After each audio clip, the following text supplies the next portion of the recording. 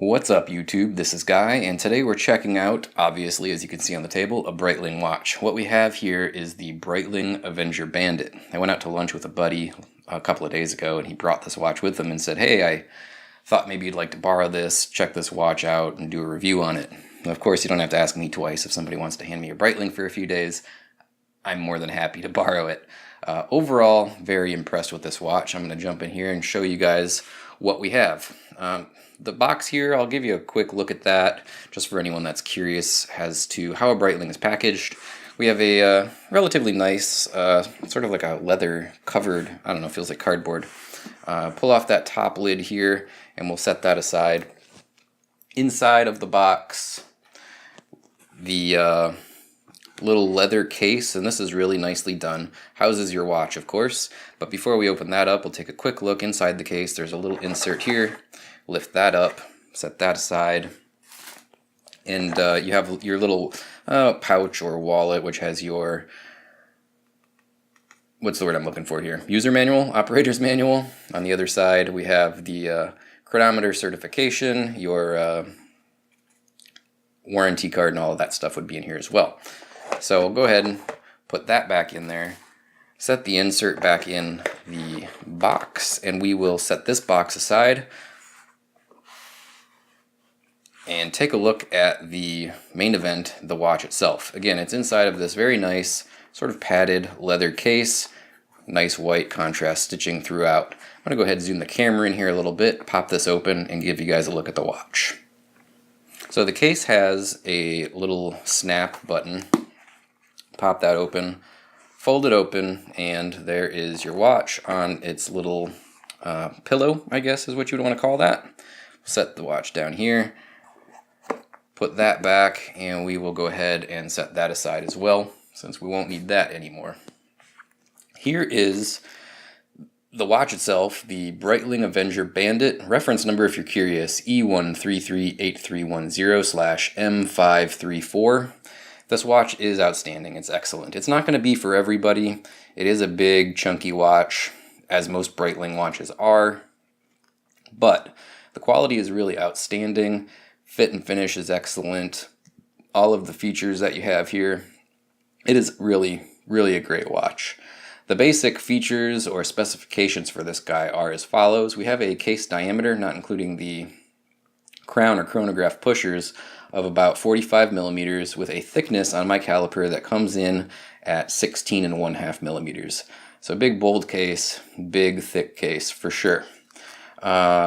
The lug width where your strap attaches here is 22 millimeters, and from lug to lug, from the top of the lug to the bottom of the lug, or what I refer to as a watch's wingspan, it comes in at 55 millimeters. So if you're familiar with watches and measurements of watches, you know, like, this watch probably wears big. Yes, it does, but there's an upside in that the weight of the watch is really, really, I don't know, acceptable, I guess is how I would describe it. It only weighs 100 grams.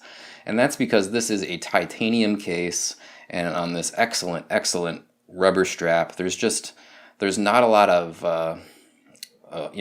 mass, I guess. I'm not sure if that's the right word, but the moral of the story is, well, yeah, it wears kind of big on your wrist. It's not uncomfortable because of how light and balanced it is. It's like you forget about it. I mean, it's very similar to my experience when I wear a Casio G-Shock. I mean, not exactly. Those watches are all resin and plastic and very, very light, but I get that same sense. It's not like I feel like I have a big, giant hunk of metal on my wrist when I put this watch on. Now, aside from that titanium case, some of the other specifications on this watch. It is 300 meters of water resistance, which is excellent, because, of course, we have a screw-down crown and a screw-down case back. You're going to get that outstanding water resist on a watch like this. One of my favorite things about this watch is the crystal. It is a sapphire crystal, but it is double anti-reflective coated. And if I kind of pan over to my studio light there, that's a very, very bright studio light. And yeah, you can see it reflecting there, but I mean, you can still read the watch. That's how good this AR coating is. On a non-AR coated watch, you wouldn't see anything but the glare of the studio lights there. Now, if I pan it back to like a normal viewing position, above me on the ceiling, there's a ceiling fan. In some watches, when I'm doing a review like this, you'll see the reflection of the ceiling fan. If I go like this, you'll really see the reflection of the camera. It's kind of picking up there a little bit, but the AR coating on this makes this watch super legible in all but the most extreme bright lighting conditions. That's really one of my favorite things about Breitling watches in general, and this one is no exception. Now, of course, we have a unidirectional elapsed time bezel. We'll talk about that a little bit more in a bit. The strap, it's what they call their military anthracite rubber strap, I believe. It has this nice, I don't know, cloth or canvas layer, I guess, on the outside of the strap, stitched in with just a nice black stitching. And then on the underside, you can see it's got the really, really comfortable, really extremely durable Breitling rubber. The clasp on this guy is also fantastic. It's just a dual button deployment, signed Breitling with the Breitling logo there.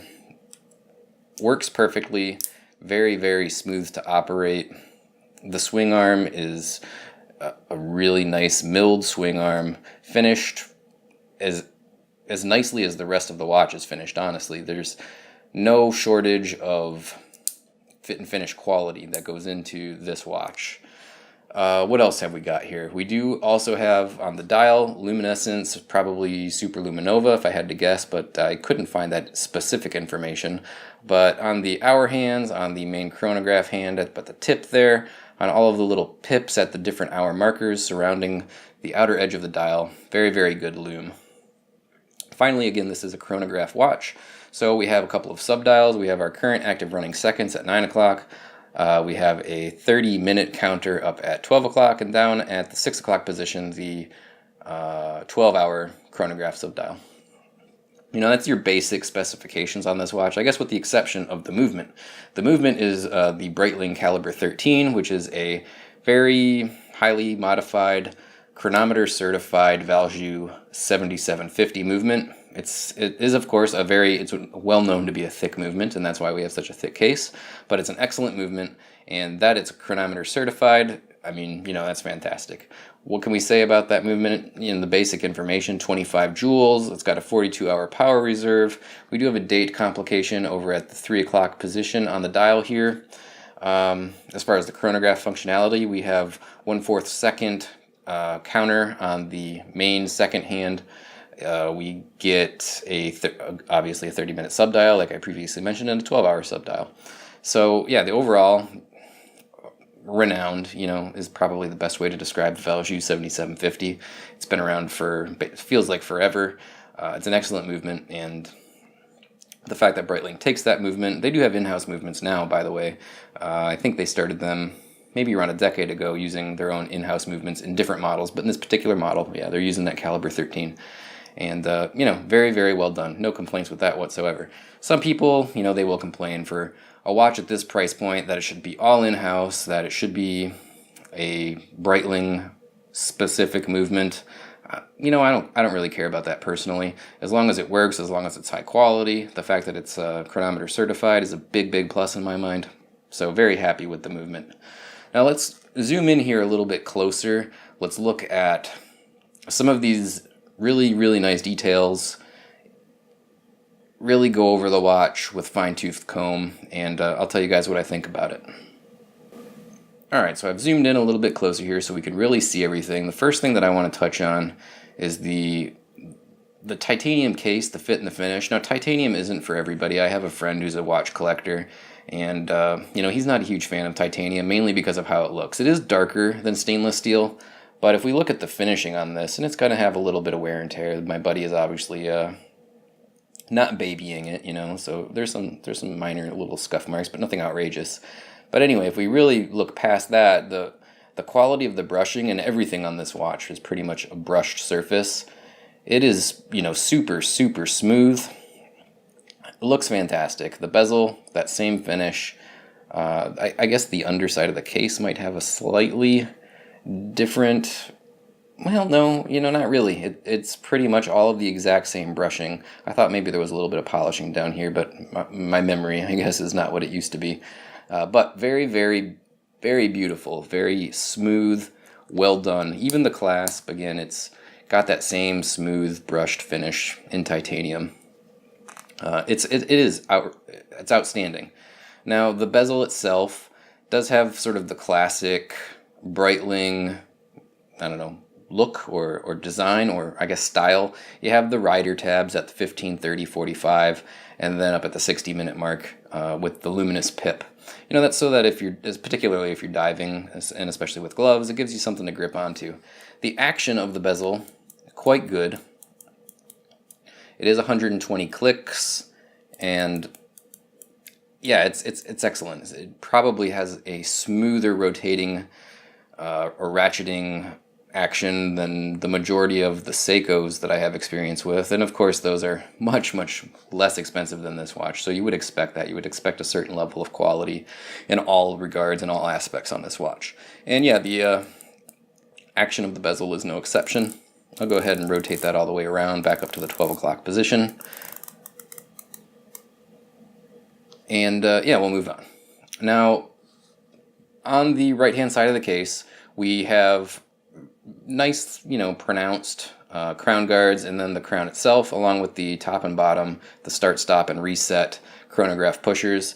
A nice detail about these controls. First of all, we look at the texturing on the crown. It's really nicely done. You get a good grip on it, and it is of course screw down, so as we unscrew it, pops out there to that first position for hand winding. I will mention that hand winding this movement, incredibly smooth.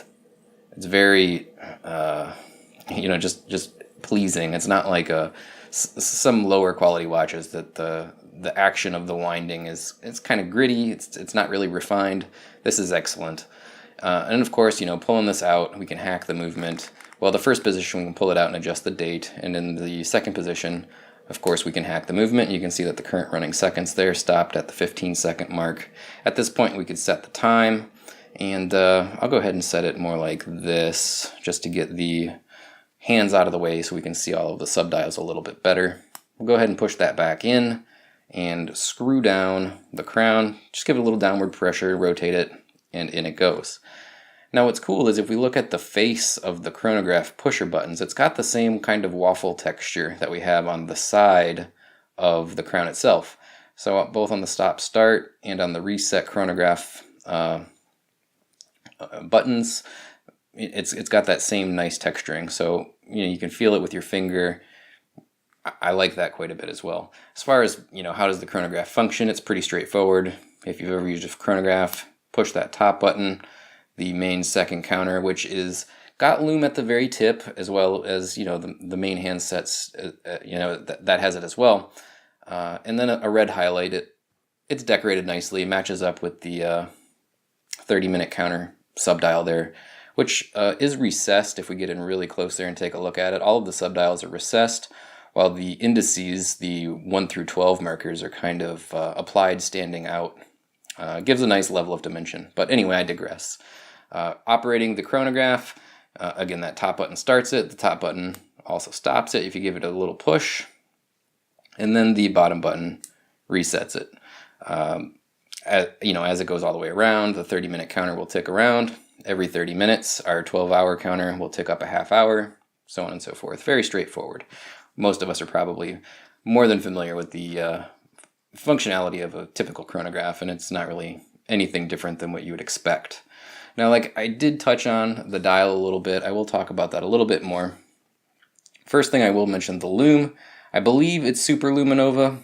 I'm not 100% sure. I looked on Breitling's website and it didn't say, but it's quite good, and I'll roll in some video of the loom. It's bright, it's long lasting. In my brief experience with this watch, not a whole lot to say about it.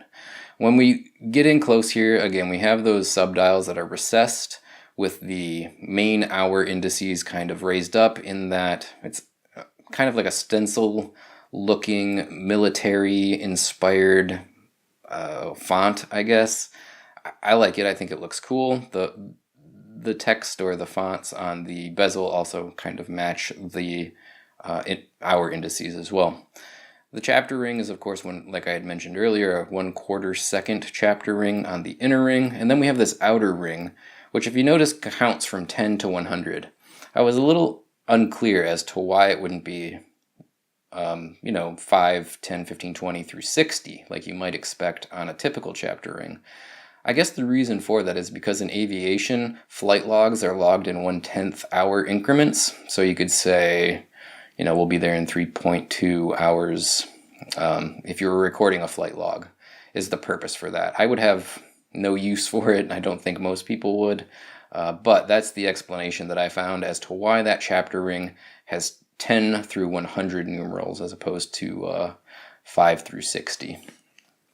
As far as the rest of the dial, it's kind of this, I believe it's called gray, but to my eyes it's kind of a really deep charcoaly blue almost. It's quite attractive. We do again have those hints of red on the main chronograph seconds hand, that 30-minute subdial, and then down at the bottom, right above the 12-hour subdial, we have that automatic in red. At the very, very bottom, you can see it says Swiss made. Other than that, you have your Breitling branding logo over at the 3 o'clock position right next to the date window. The date window is, just fine. There's no magnification or anything. Just a simple white date wheel with black text and a nice framed white outline. Yeah, typical, but, completely functional. The other thing, aside from the crystal, which I touched on earlier, which I absolutely love because of how anti-reflective it is, as you can see there, just almost unfazed, even by the very, very bright studio lights. But another thing that I love about this watch is the strap. And again, it's what they call their military anthracite rubber strap, I believe. I think anthracite is just a fancy word for black or gray. I think it describes the color. I'm not entirely certain. But this fantastic application of, I don't know, if canvas or nylon or whatever, it does have a very military feel to it on top of the rubber strap. I believe the way that the sizing on this works is you just cut it to your appropriate length. On either side, you can see there's these little lines. So I believe my buddy had it, trimmed to the appropriate length for him. But it has on the clasp here, which again is very nicely done, a micro adjustment. There's a little teeny lever right down there. Push that in, and you can slide it out a couple of positions. It's not exactly as versatile as, maybe the Rolex Glide Lock, in that it just has way more levels of adjustability. But you have several, 4 or 5 positions, it looks like, positions of adjustability there just by pushing the little lever in. And yeah, it's excellent. I found that I could get it fit to my wrist, perfectly and very, very comfortably.